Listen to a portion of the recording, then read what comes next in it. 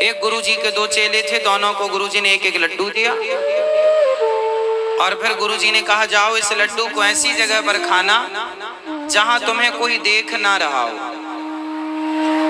एक चेला गया, कमरे में दरवाजा लॉक किया, यहां वहां देखा कोई नहीं देख रहा, खाली। दूसरा चेला गया, कहीं पहाड़ में जाए, कहीं जंगल में जाए, कहीं गुफा में जाए, पर उसे लगे कि कोई ना देख रहा हो भले, पर गुरुजी ने कहा था कि भगवान तो देख रहे हैं। बेचारा पूरा जंगल घूम घाम के शाम को आया, हाथ में लड्डू जस का तस। अरे तुमने खाया नहीं? गुरुजी ने कहा। चेले ने कहा गुरुजी कैसे खाता? आपने कहा था ऐसी जगह में खाना जहां कोई देख ना रहा हो, पर हमें कोई ऐसी जगह मिली ही नहीं जहां हमें कोई देख ना रहा हो। हर जगह चाहे अंधकार हो चाहे प्रकाश हो, कोई तो हमें देख रहा है और वो देखने वाला ईश्वर है गुरुजी। मुझे कोई ऐसी जगह मिली नहीं। तब गुरुजी ने कहा बेटा तुमने वही पढ़ा है जो मैंने तुम्हें पढ़ाना चाहा है। तुम मेरे पक्के विद्यार्थी हो, तुमने पढ़ लिया, तुम हो गए, पास हो गए। देखो पहले ऐसी परीक्षाएं गुरुजन लिया करते थे। आप बताओ, आप लोग भी कई बार ऐसी जगह जाते हैं जहां हमें कोई देख ना रहा हो, वहां जाके पाप करते हैं, वहां जाके झूठ बोलते हैं। हमें किसी ने देखा नहीं। सुनो, ये दुनिया देखे ना देखे, लोग देखे ना देखे, हम देखे ना देखे, तुम्हारे माँ बाप देखे ना देखे, तुम्हारी पत्नी तुम्हारा पति तुम्हारे कारनामे देखे ना देखे, भगवान तो सब देख रहे हैं। इसलिए इंसान से डरने की जरूरत नहीं है और ईश्वर से भी डरने की जरूरत नहीं है। डरना है सिर्फ बुरे काम से, क्योंकि बुरे काम का परिणाम बुरा होगा। वो अपने को ही मिलेगा, ना माँ बाप को मिलना ना भगवान को मिलना। अपना किया अपना, है ना? ये बात याद रखो कि तुम 24 घंटे सोते जागते भी सीसीटीवी कैमरे में हो, ईश्वर की निगाहों में हो।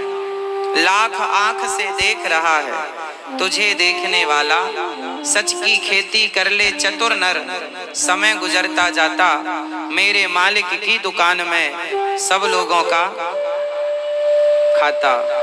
मेरे मालिक की दुकान में सब लोगों का खाता। कोई जगह है ही नहीं ऐसी जहां आपको कोई देख ना रहा। इसलिए बचो बुरे काम से। कोई ना भोगेगा मेरी माँ। जब तुम्हारा बुढ़ापा आएगा और जब तुमने जीवन में जवानी लड़कपन में जो पाप किए हैं वो बुढ़ापे में अकेले बैठ के भोगोगे।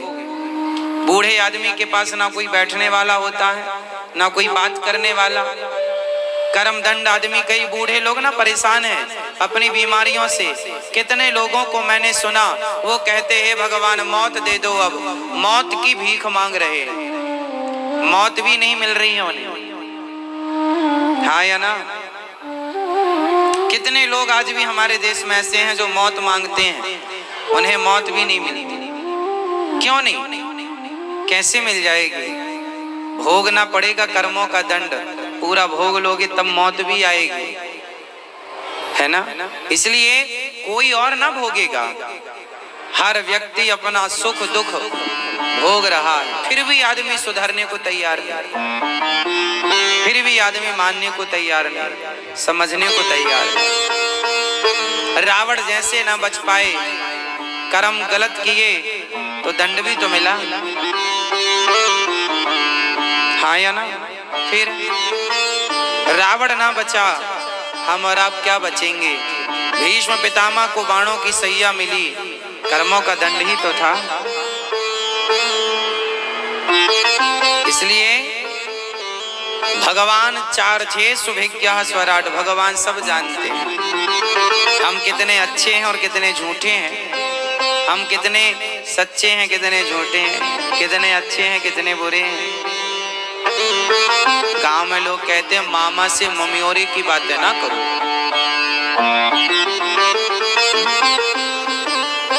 है ना? हम सब जानते हैं। क्यों जी? भगवान सब जानते हैं कि आप कितने बड़े सिद्ध हैं, कितने बड़े योगी हैं और कितने बड़े भोगी हैं, ठाकुर सब जानते हैं। इसलिए ईश्वर की नजरों से थोड़ा संभल के चलना। नजरें सब में, भगवान बहुत व्यस्त हैं, इसका मतलब ये नहीं कि भगवान के पास हिसाब किताब नहीं है। तो हिसाब किताब आप लोग आज से अपना करना शुरू कर देना, कितना अच्छा किया है जीवन में और कितना बुरा किया है। भोगेगा कौन? अपनों को भोगना है। अंधा बन के भोगो, लंगड़ा बन के भोगो, बहरा बन के भोगो, काना बन के भोगो। रोग तुम्हारे बुढ़ापे में जो रोग आते हैं ना, अच्छा बुढ़ापे में इतने रोग काहे आ जाते हैं? ये रोग नहीं है, ये लड़कपन, जवानी और बुढ़ापे में किए गए पापों का हिसाब चालू हो गया। कुछ यहीं से चालू हो जाता है, ये यहीं का हिसाब है साहब। आप कहते हैं भगवान देते नहीं यहाँ का, ये बुढ़ापे के रोग यहीं के हिसाब तो हैं। खटिया में पड़ा पड़ा मलमूत्र कर रहा है, बुलाने पर कोई आ नहीं रहा है, पानी मिल नहीं रहा पीने को, बुढ़ापे में मलमूत्र में पड़ा है, दुर्गंध से भरा है। ये क्या है? ये तुम्हारे पापों का ही तो दंड है। क्या पाप किया है वो मैं नहीं जानता, भगवान ने हिसाब किया होगा, किया तो होगा ना तुमने। पाप करने में बड़ा मजा आता है, चोरी कर लो, डाका डाल लो, किसी के पैसे निकाल लो, बड़ा मजा आया। किसी को गाली दे दो, मार दो, किसी का दिल दुखा दो, झूठ बोल लो, कपट कर लो, छल कर लो, बड़ा मजा आया। धन्ना सेठ हो गए भ्रष्टाचार करके। जब दंड मिलेगा नानी याद आएगी। हाँ, बचता कौन है साहब? बचा कोई तो नाम बताओ, किसे नहीं मिला कर्मों का दंड? कौन बचा?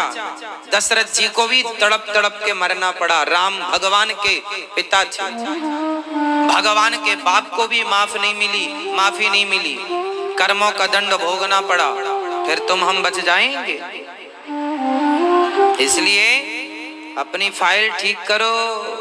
किसी का दिल दुखाया है आपने तो वो भी हिसाब जुड़ेगा, क्यों दुखाया? किसी को मारा, आप तो मछली खाते हो, कुछ लोग मुर्गी मार मार के, भगवान पूछेंगे मछली ने तेरा क्या बिगाड़ा था? क्यों तूने उस मूक प्राणी की हत्या कर दी अपने स्वार्थ के लिए? तूने मुर्गी ने तेरा क्या बिगाड़ा था? उसकी टांग चूस डाली तूने। फिर तुम्हें भी कच्चा खाएगा कोई, ध्यान रखना। थोड़ा देर है ईश्वर के घर में। क्या है मेरी माँ? मैंने अपनी आंखों से देखा है, ये मेरे जीवन का अनुभव है कि भगवान के घर थोड़ा देर लगती है साहब, पर हिसाब किताब यहीं होता है। यहाँ से ऊपर होता होगा अलग है, पर मैंने देखा है कि हिसाब यहाँ भी होता, ईश्वर यहाँ भी करते हैं न्याय। देर से मिलता है, God mills grind slow but sure, थोड़ा देर लगती है। आप में से कितने लोग ये बात जानते हैं कि ईश्वर यहाँ का यहीं देता है? अच्छा, आप सब जानते हैं? वाह, हमें लगा कि हमने तो देखा है, पता नहीं आपने देखा हो ना देखा हो। जो लोग कल उड़ते थे ना, भगवान ने उनके पंख काट दिए, हमने अपनी आंखों से देखा है। जो लोग कल बड़ी बड़ी डींगे, बड़ी बड़ी बातें करते थे, अपने शोहरत का, अपनी दौलत का रुतबा दिखाते थे साहब, जिस दौलत का घमंड था, वो लोग आज टुकड़े टुकड़े को तरस रहे हैं, रोटी के टुकड़े को। मैंने देखा अपने जीवन में, मैंने हर दौर देखे हैं, मैंने इंसानों की औकात अच्छे से देखी है, इसलिए जीवन में घमंड नहीं पालता मैं कभी। आप पालते होंगे घमंड, हम घमंड नहीं पालते। हमने बड़े बड़े घमंडियों को, उनके घमंड को टूटते अपनी आंखों से देखा है। हमने ऐसे भी हाथ देखे हैं जो लोगों पर उठते थे, और उन्हीं हाथों को फिर हमने ऐसे भी देखे। इसलिए आखिरी पोजीशन यही है। जब ईश्वर की लाठी पड़ती है ना, तो आदमी ऐसे खड़े होता है, हाँ या ना? इसलिए हम पहले ही से ऐसे खड़े रहते हैं प्रभु के चरणों में। आखिरी में ऐसे खड़े होने से अच्छा पहले ही खड़े रहो। ये जो पोजीशन है ना, ये समझ रहे हो मेरी माँ? जो लोग कल तक तुम्हें कुछ समझते नहीं थे, समय ने ऐसा चक्कर चलाया कि जो लोग कल तुम्हें मसलने की बात करते थे, आज वो तुम्हारे सामने हाथ जोड़े खड़े हैं। ये समय का चक्कर ही तो है, हाँ या ना? इसलिए आप में से सब लोग जानते हैं। बताओ सबसे बलवान कौन है? सबसे बलवान, कभी ये ना कहना कि मैं बलवान हूं ना, तुम्हारी कोई औकात ही नहीं। समय ने तुम्हें बलवान किया है। तुम कभी ये ना कहना मैं धनवान हूं, पैसे वाला हूं ना। समय ने तुम्हें धन दिया है और कुछ समय के लिए मिला है। एक बात कान खोलकर सुन लो, याद रखने की है। सबका समय सब दिन नहीं रहता, समय सदा एक सा नहीं रहता, समय सदा एक सा नहीं रहता। जिस समय में आप इतना घमंड रख रहे हैं, इंसानों को इंसान नहीं समझ रहे हैं, ये जो तुम समय को और धन का जो तुम रुतबा दिखा रहे हो, रौब दिखा रहे हो, अभिमान दिखा रहे हो, याद रखना ये समय गुजर जाएगा। कितने दिन रहोगे? चिड़िया कब तक उड़ेगी आकाश में? कब तक उड़ोगे? क्या से क्या हो गए देखते देखते। इसलिए पुरुष बली नहीं होत है, समय होत बलवान। भीलन गोपी लूट लई, वही अर्जुन वही वाण। सबसे बलवान कौन? समय। समय। इसलिए समय समय पर होत है, समय समय की बात। राम जन्म का दिन बड़ा, कृष्ण जन्म की रात। आपका समय। मैया आप बूढ़ी हो गई कि नहीं? मेरी माँ हो गई। आपको बूढ़ा किसने किया? आपको किसने बूढ़ा कर दिया? समय ने। आपके बाल सफेद किसने कर दिए? समय ने। आपकी कमर में दर्द किसने दिया है? घुटनों में दर्द किसने दिया है? हाँ, समय ने। आपके बालों का रंग बदल गया, समय ने बदल दिया। बाल झड़ने लग गए, किसने झड़ा दिया? समय हो गया। समय लड़कपन जब पैदा हुए थे इतने से थे, समय ने आपको जवानी दी, समय ने बुढ़ापा दिया, और समय ही एक दिन आएगा। एक दिन वो शाम आएगी, एक दिन वो दोपहर आएगी, एक दिन वो सुबह आएगी, एक दिन वो रात आएगी, जो जीवन की आखिरी सुबह दोपहर शाम या रात होगी। इस समय ही तो है।